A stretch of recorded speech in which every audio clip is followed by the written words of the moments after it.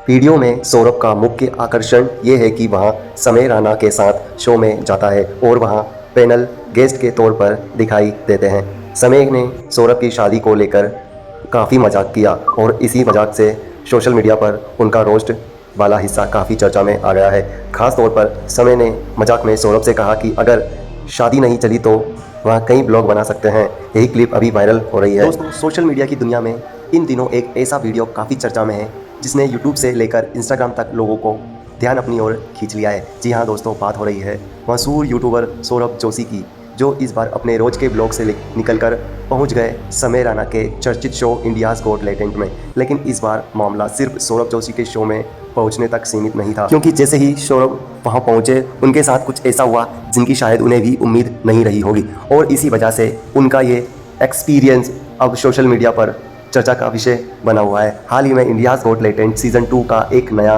Bonus episode 2 सामने आया, जिसमें सौरभ जोशी के साथ बादशाह और हर्ष लिम्बाचिया भी नजर आए। एक तरफ है अपने डेली ब्लॉग के लिए मशहूर सौरभ जोशी और दूसरी तरफ है अपनी सेवेज कॉमेडी के लिए जाने वाले मशहूर समय रैना। शुरुआत में बातचीत काफ़ी सामान्य अंदाज में चलती है, लेकिन धीरे धीरे समय अपने मजाकिया अंदाज में सौरभ को लेकर जोक्स करना शुरू कर देता है और फिर बातचीत पहुंच जाती है सौरभ जोशी की हाल ही में हुई शादी तक। समय ने सौरभ को शादी की बधाई दी, लेकिन इसके बाद उन्होंने जिस अंदाज में मजाक किया उसे सुनकर वहां मौजूद लोगों के चेहरे पर हंसी आ गई। समय ने सौरभ की कम उम्र में शादी को लेकर मजाक किया और यहां तक कह दिया कि उन्हें उम्मीद है कि शादी चलेगी, यानी बधाई के साथ साथ समय ने ऐसा पंच मार दिया कि पूरा माहौल ही बदल गया। लेकिन दोस्तों, असल मजाक इसके बाद और भी आगे बढ़ा। समय ने सौरभ जोशी के ब्लॉगिंग करियर को उनकी शादी से जोड़ते हुए मजाक किया।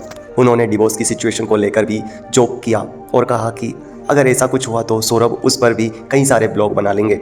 यह पंच सोशल मीडिया पर तेजी से वायरल हो रहा है। अब यहाँ ये समझना जरूरी है कि ये सब कॉमेडी और रोस्ट के अंदाज में कहा गया था।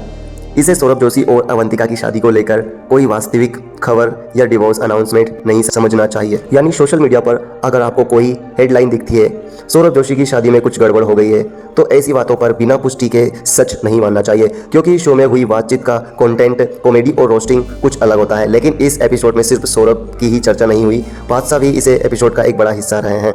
समय रैना ने बादशाह से उनके नाम को लेकर सवाल किया। आमतौर पर सौरभ जोशी अपने परिवार, दोस्तों और यात्रा रोजमर्रा की जिंदगी से जुड़े मोमेंट्स अपने दर्शकों के सामने शेयर करते थे, लेकिन इस बार उनके ब्लॉग की कहानी एक ऐसे शो तक पहुंच जाती है उन्हें खुद जोक्स और रोस्टिंग का हिस्सा बनना पड़ जाता है, और शायद यही चीज उनके व्यूअर को सबसे ज्यादा इंटरटेनिंग लग रही है। सोचिए, जो इंसान रोज कैमरे के पीछे से अपनी जिंदगी की कहानी लोगों तक पहुंचाता है, इस बार वहीं खुद एक कॉमेडी शो के मंच पर बैठा होता है और सामने ऐसा होस्ट है जो किसी को भी रोस्ट करने का मौका नहीं छोड़ता। यानी कॉम्बिनेशन इस पूरे ब्लॉग को इंटरेस्टिंग बना देता है। सबसे खास बात यह है कि सौरभ ने इस माहौल को काफ़ी हल्के फुल्के अंदाज में लिया।